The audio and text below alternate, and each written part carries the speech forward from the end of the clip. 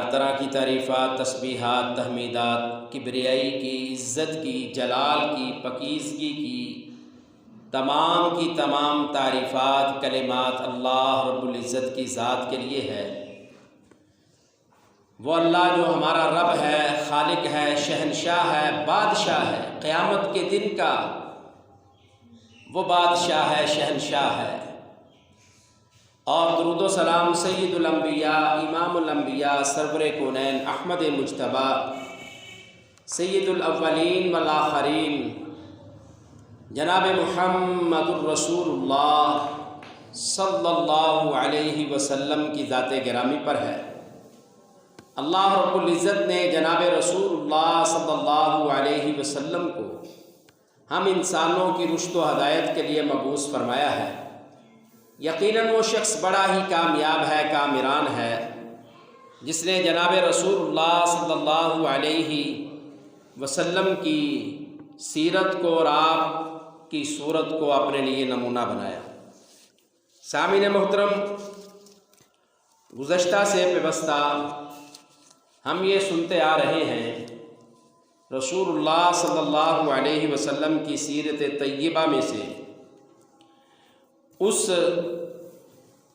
دور کا، اس زمانے کا ہم تذکرہ سن رہے ہیں جس میں جناب رسول اللہ صلی اللہ علیہ وسلم کو آزمایا گیا، آپ پر سختیاں کی گئی اور ایسا زمانہ جس میں جناب رسول اللہ صلی اللہ علیہ وسلم کے ساتھیوں پر ظلم کے پہاڑ توڑے گئے۔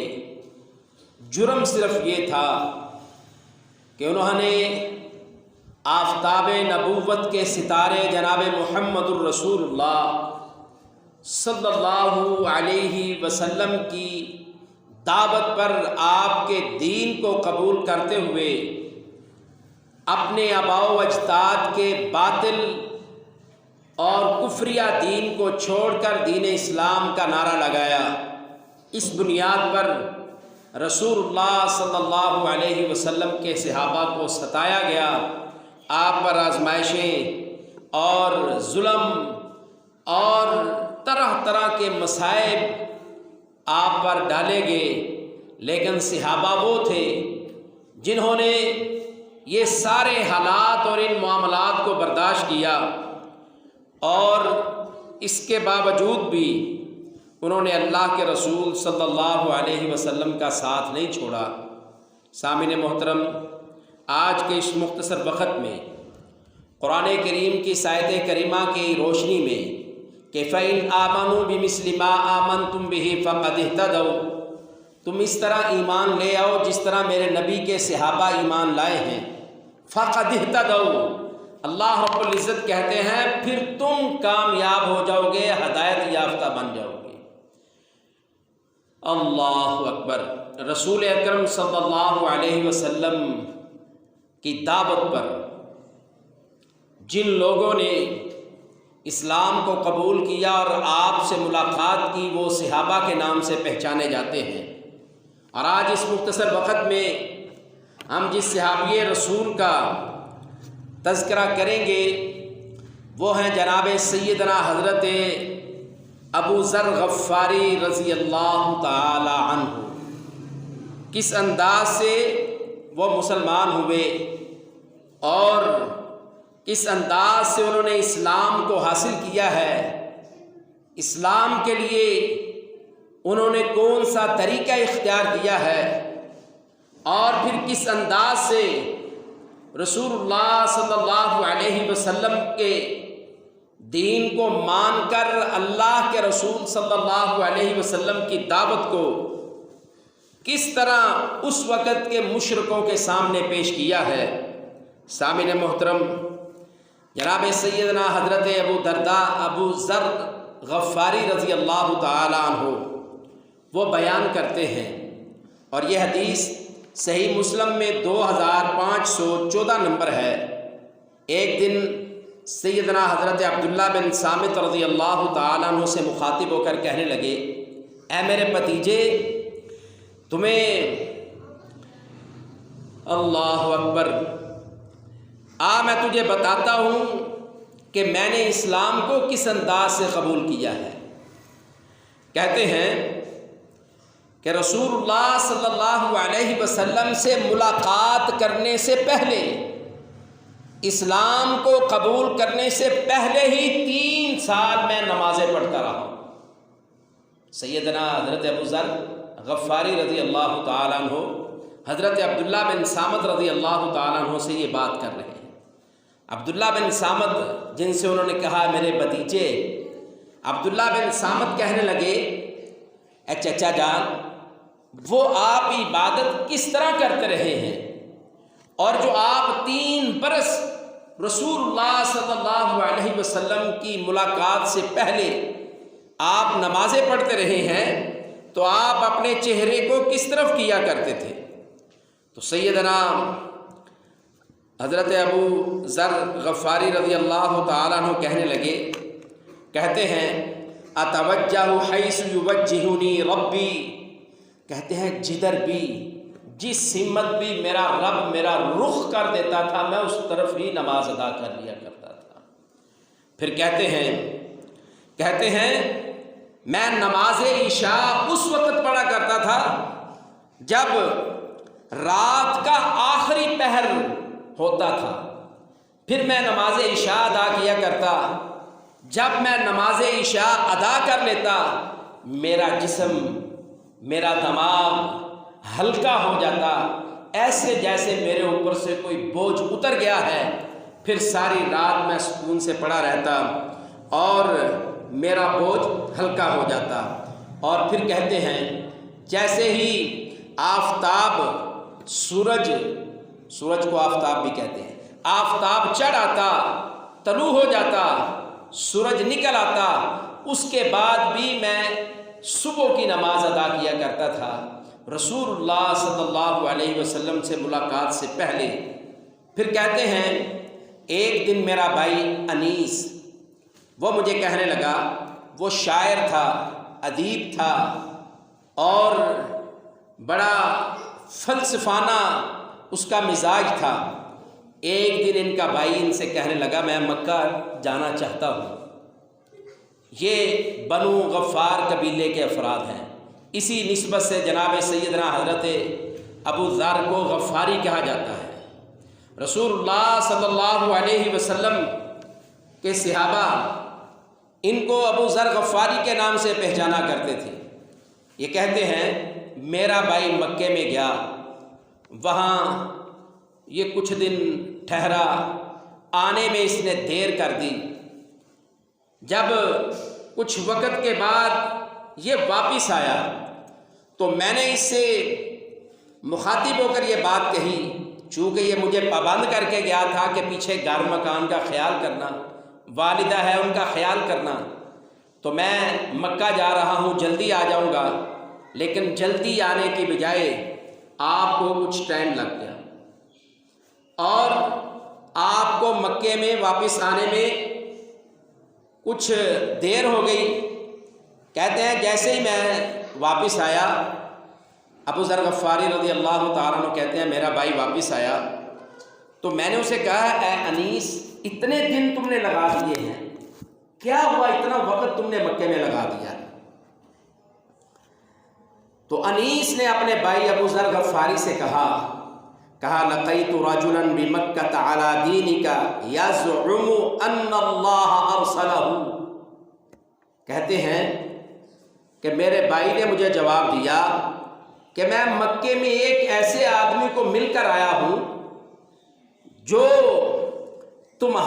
جس کا دین تمہارے دین جیسا ہے، اور اس کا خیال ہے ان اللہ ارسلہ، کہ اللہ تعالیٰ نے اسے رسول نبی بنا کر مبعوث کیا ہے۔ حضرت انیس جو ان کے بھائی حضرت ابو ذر غفاری کے، جب انہوں نے یہ بات کہی تو ابو ذر غفاری رضی اللہ تعالیٰ عنہ ابھی مسلمان نہیں ہوئے، لیکن نمازیں پڑھ رہے ہیں۔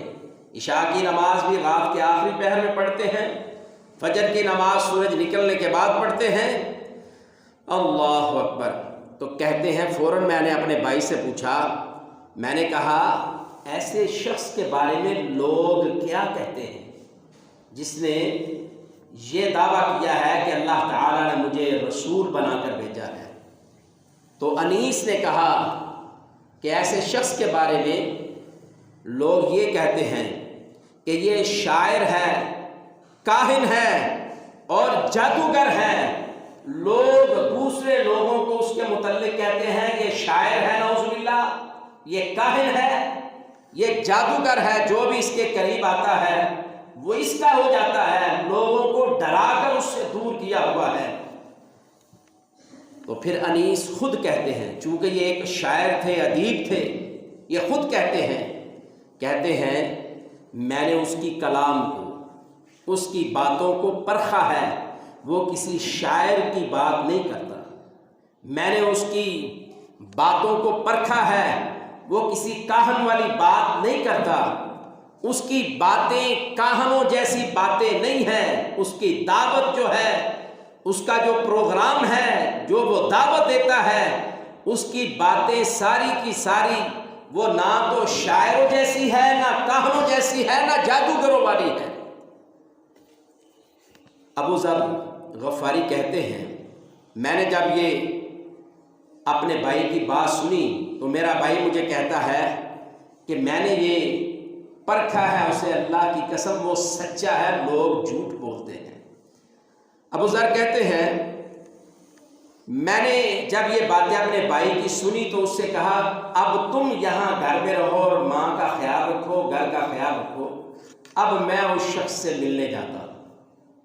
حضرت ابو ذر سفر شروع کر دیتے ہیں اور نہایت ہی اچھے طریقے سے مکے میں داخل ہو جاتے ہیں اور ایک آدمی سے نہایت ہی آہستہ نرمی سے اس سے پوچھتے ہیں این ھذا الذی تدعونہ الصابی، کہ اے بھائی اس بندے کے بارے میں مجھے بتلاؤ جو لوگوں کو دعوت دیتا ہے۔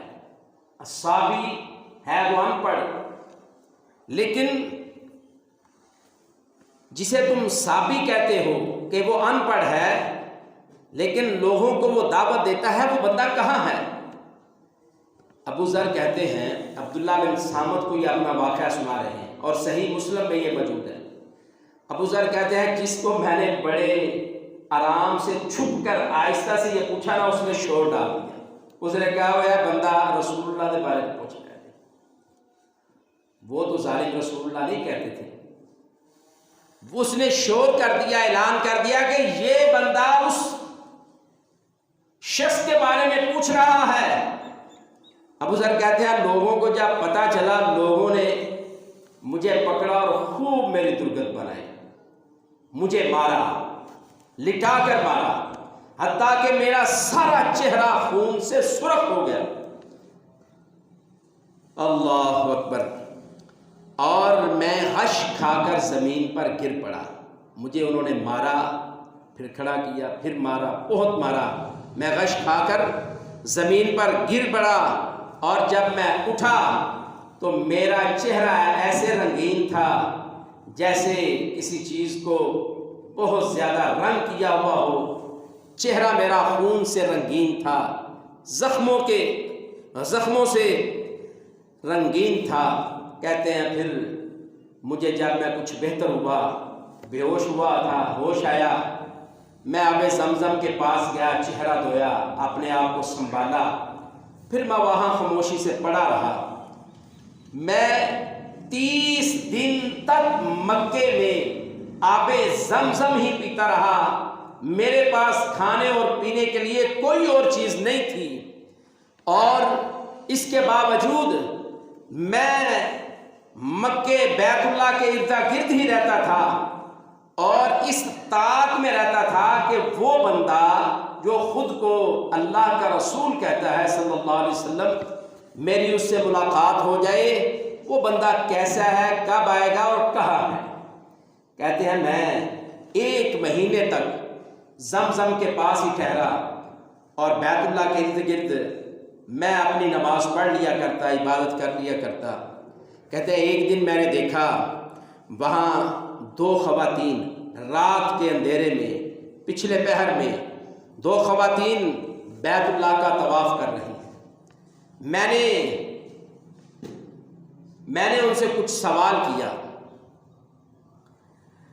میں نے کہا یہ جو آصاف اور نائلہ، وہاں دو بت تھے، آصاف اور نائلہ، جس کے بیت اللہ کے پاس پڑے ہوئے تھے۔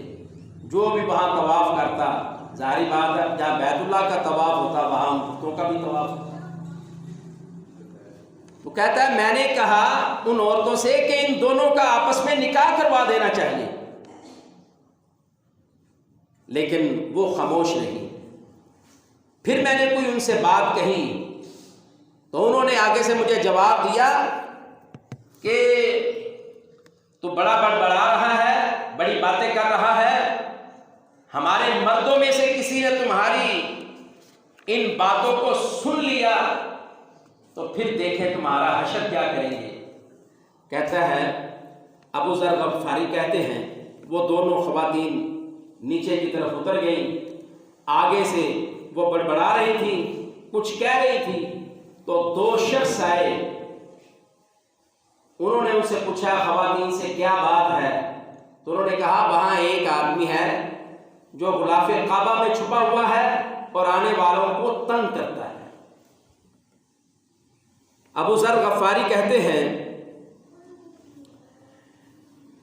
کہ وہ دونوں شخص آگے آ گئے، ان میں ایک رسول اللہ صلی اللہ علیہ وسلم تھے اور دوسرے سیدنا حضرت ابوبکر صدیق رضی اللہ تعالیٰ عنہ۔ جیسے ان کو خبر ملی وہ آئے، انہوں نے حجر اسود کا استلام کیا اور بیت اللہ کا طواف کیا۔ آپ کے ساتھی ابوبکر صدیق رضی اللہ تعالیٰ عنہ بھی ساتھ تھے۔ دونوں نے اسی طرح نماز پڑھی جس طرح میں نمازیں پڑھ رہا تھا۔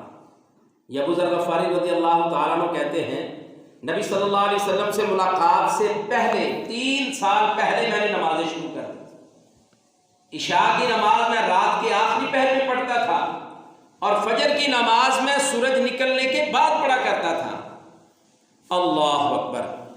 کہتے ہیں میں نے ان سے ملاقات کی اور میں نے اسی طرح ان سے سلام کیا، السلام علیکم، جس طرح اسلام میں سلام کہا جاتا ہے۔ میں نے اس زمانے میں جب میں ابھی مسلمان نہیں ہوا تھا، میں پرکھ رہا تھا، دین کو سمجھ رہا تھا، میں نے اس وقت اسی انداز سے السلام علیکم کہا تو رسول اللہ صلی اللہ علیہ وسلم نے مجھے جواب دیا اور پھر مجھ سے کہا من انت، تو کون ہے؟ رسول اللہ صلی اللہ علیہ وسلم نے جب کہا تو کون ہے تو غفاری ابو ذر غفاری رضی اللہ تعالیٰ عنہ کہتے ہیں میں نے جواب دیا میں غفاری قبیلے کا ہوں۔ پھر ابو ذر غفاری رضی اللہ تعالیٰ عنہ کہتے ہیں کہ رسول اللہ صلی اللہ علیہ وسلم میرے بارے میں جانتے تھے، شاید غالباً اللہ تعالیٰ نے وحی کے ذریعے بتلا دیا تھا۔ پھر ابو ذر غفاری رضی اللہ تعالیٰ عنہ کہتے ہیں کہ رسول اللہ صلی اللہ علیہ وسلم نے اپنا ہاتھ اپنی جبین پر رکھا ایسے، تو کہتے ہیں میں نے رسول اللہ صلی اللہ علیہ وسلم کے ہاتھ کو پکڑنا چاہا، چھونا چاہا، تو آپ کے ساتھی سیدنا حضرت ابوبکر صدیق رضی اللہ تعالیٰ عنہ نے وہ ہاتھ میرا آگے سے پکڑ لیا اور رسول اللہ صلی اللہ علیہ وسلم کے ہاتھ کو نہ چھونے دیا، اور کہتے ہیں مجھے یہ اچھا نہ لگا، لیکن مجھے بعد میں سمجھ آئی وہ اس لیے انہوں نے کیا کہ کہیں لوگوں کو یہ پتہ نہ چل جائے کہ یہ بندہ بھی رسول اللہ صلی اللہ علیہ وسلم پر ایمان لے آیا۔ اللہ اکبر۔ کہتے ہیں میں رسول اللہ صلی اللہ علیہ وسلم کے پیچھے چل دیا۔ حضرت ابوبکر صدیق رضی اللہ تعالیٰ عنہ نے رسول اللہ صلی اللہ علیہ وسلم سے کہا کہ اللہ کے رسول اس بندے کو میں کھانا کھلاؤں؟ تو پہلے رسول اللہ صلی اللہ علیہ وسلم نے پوچھا اے ابو ذر غفاری کتنے دن سے یہاں ٹھہرے ہو؟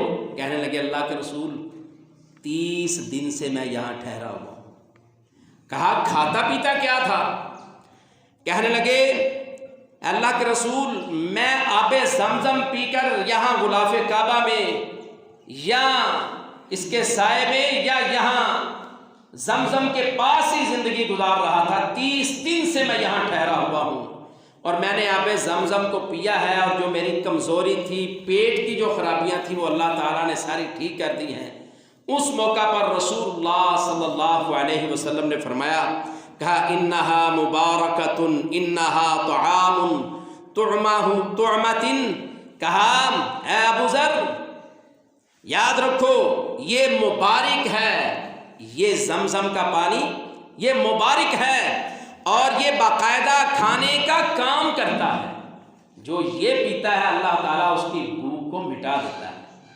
رسول اللہ صلی اللہ علیہ وسلم نے اس موقع پر یہ بات کہی۔ سیدنا حضرت ابو بکر صدیق رضی اللہ تعالیٰ عنہ نے کہا، اللہ کے رسول اگر آپ اجازت دیں، اس بندے نے 30 دنوں سے کھانا نہیں کھایا، صرف آب زمزم پیتا رہا، اگر آپ اجازت دیں تو میں اس کی دعوت کر لوں، اس کو کھانا کھلاؤں، کوئی چیز کھلاؤں۔ تو رسول اللہ صلی اللہ علیہ وسلم نے اجازت دے دی۔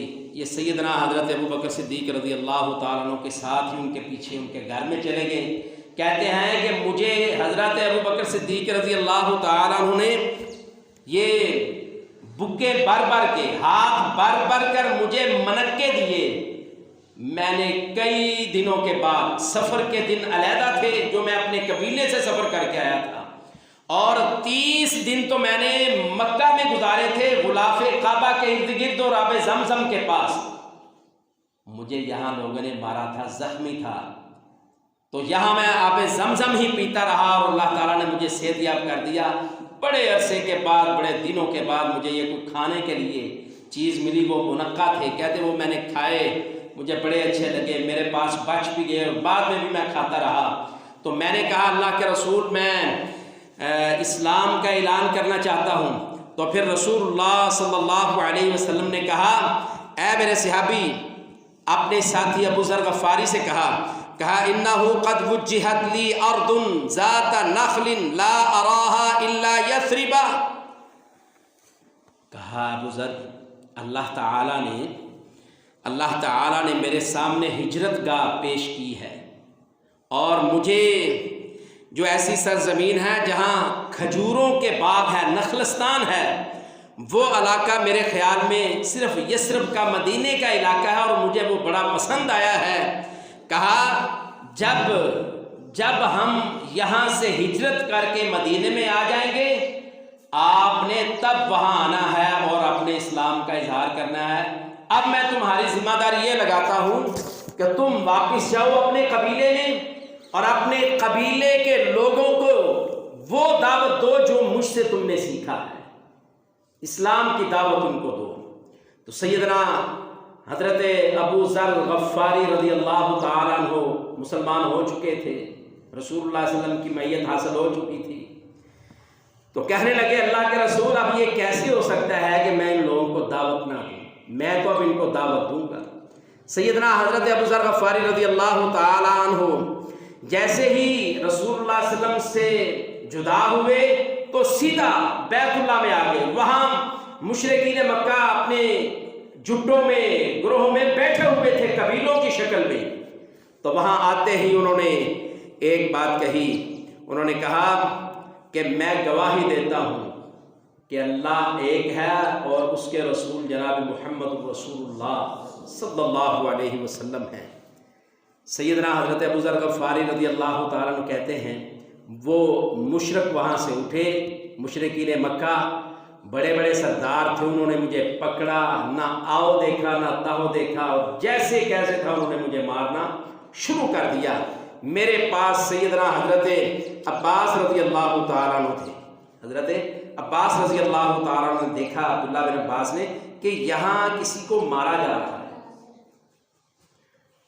تو وہ فوراً میرے پاس آئے۔ انہوں نے جب مجھے دیکھا کہ میں نے اسلام قبول کیا ہے، اس وجہ سے مجھے مار رہے ہیں، تو انہوں نے فوراً میرے اوپر اس طرح پڑ گئے جس طرح کسی چیز پر ڈال کی جاتی ہے، اور لوگوں سے مخاطب ہو کر کہا، ان سے یہ بات کہی، کہا لوگوں یاد رکھو تم مکے سے تجارت کرنے کے لیے شام کی طرف جاتے ہو، اور راستے میں جس راستے سے تم گزرتے ہو وہاں بنو غفار قبیلہ ہے، یہ غفاری ہے، بنو غفار قبیلے کا یہ فرد ہے، اگر آج تم اس پر زیادتی کرو گے تو تم اپنی تجارت نہیں کر سکو گے۔ ابو ذر غفاری رضی اللہ تعالیٰ عنہ کہتے ہیں جب اتنی بات انہوں نے ان مشرکین سے کہا، تاجروں سے، مشرکین سرداروں سے کہا، تو ایک دفعہ وہ رک گئے۔ انہوں نے سوچا یہ بات تو ٹھیک ہے، کہیں ایسا نہ ہو ہمارے مال تجارت وہاں سے گزرے اور یہ ہمارے لیے کوئی مسئلہ وہاں بنا دیں، قبیلے کے لوگ تو نہیں چھوڑیں گے ہمیں۔ کہتے ہیں میں نے جب مجھے انہوں نے چھوڑا تو پھر میں نے وہی نعرہ اور اعلان کیا جو میں نے پہلے کہا تھا کہ اشہد ان محمد رسول اللہ، اشہد ان لا الہ الا اللہ واشہد ان محمد رسول اللہ، میں گواہی دیتا ہوں اللہ کی ذات اکیلی ہے اور محمد رسول اللہ صلی اللہ علیہ وسلم اللہ کے رسول ہیں۔ کہتے ہیں جب میں نے دوبارہ یہ کہا پھر انہوں نے مجھے مارنا شروع کر دیا۔